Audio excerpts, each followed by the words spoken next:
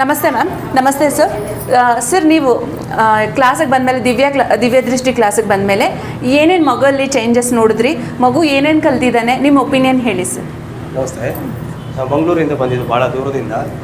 ಫೇಸ್ಬುಕ್ಕಲ್ಲೆಲ್ಲ ನೋಡಿ ಮತ್ತೆ ಅಡ್ರೆಸ್ ಹುಡ್ಕೊಂಡು ಇಲ್ಲಿ ಬಂದ್ವಿ.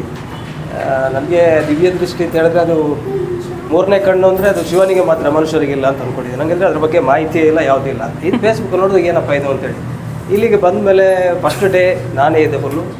ಆ ದಿವಸ ಸ್ಟಾರ್ಟಿಂಗ್ ದಿವಸನೇ ಸ್ವಲ್ಪ ಐಡೆಂಟಿಫೈ ಎಲ್ಲ ಮಾಡೋಕ್ಕೆ ಶುರು ಮಾಡ್ದೆ. ಕಣ್ಣು ಮುಚ್ಕೊಂಡು ಹೆಂಗೆ ನೋಡ್ತಾನೆ, ಹೆಂಗೆ ಸ್ಕ್ಯಾನ್ ಮಾಡ್ತಾನೆ ಅಂತೇಳಿ ಭಾಳ ಆಶ್ಚರ್ಯ ಆಯಿತು ನನಗೆ. ಇದು ಪ್ರಥಮನೇ ಖಂಡಿತ ಇದು, ಇದರಲ್ಲಿ ಏನೂ ನಂಗೆ ಗೊತ್ತಿರಲಿಲ್ಲ. ಆದರೆ ಇದರಲ್ಲಿ ಅವನಿಗೆ ತುಂಬ ಡೆವಲಪ್ಮೆಂಟ್ ಇದೆ. ಆಮೇಲೆ ಇದರಿಂದ ಮತ್ತು 5 ದಿವಸದ್ದು ನೋಡುವಾಗಂತೂ ನಿನ್ನೆಯಿಂದ ಫಾಸ್ಟ್ ತೆಗಿಲಿಕ್ಕೆ ಸ್ಟಾರ್ಟ್ ಮಾಡಿದೆ. ಕಣ್ಣು ಯಾವುದು ಅಗತ್ಯನೇ ಇಲ್ಲ, ನಾನೇನು ಮಾಡ್ಬೋದು ಅಂತೇಳಿ ಎಂದು ಅದರಲ್ಲಿ ಪರಿಪೂರ್ಣವಾಗಿ ನಮ್ಗೆ ಗೊತ್ತಾಗ್ತದೆ. ಮನೆಗೆ ಬಂದಮೇಲೂ ಸಂಜೆ ನಾವು ಪ್ರಾಕ್ಟೀಸ್ ಮಾಡಿದ್ರು, ಪೇಪರ್ ಓದೋದಾಗಲಿ, ಕಲರ್ಸ್ ನೋಡೋದಾಗಲಿ ಎಲ್ಲವೂ ಅವನಿಗೆ ಕ್ಲೀನಾಗಿ ಮಾಡ್ತಾನೆ. ನಾವೇನು ಮಾಡಿ ಇದು ದಿನ ಪ್ರಾಕ್ಟೀಸ್ ಮಾಡಿದ್ರೆ ಇವನಿಗೆ ಎಜುಕೇಷನ್ಗಾಗಲಿ, ಮೆಮೊರಿಗಾಗಲಿ ಎಲ್ಲದಕ್ಕೂ ಇದು ಖಂಡಿತ ಪ್ರಯೋಜನ ಇದೆ.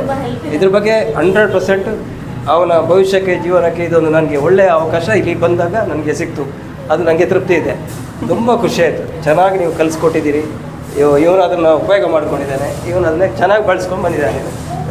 ಎಲ್ಲವೂ ಚೆನ್ನಾಗಿದೆ, ಕಲ್ತಿದ್ದಾನೆ ಕಂಪ್ಲೀಟ್. ಇನ್ನು ಅದನ್ನು ಪ್ರಾಕ್ಟೀಸ್ ಮಾಡ್ಕೊಂಡು ಹೋಗೋದು, ಅದು ನಮ್ಮದು ಕರ್ತವ್ಯ. ಮಾಡಿಸ್ತೀವಿ 100%. Thank you sir. Thank you ma'am. Thank you.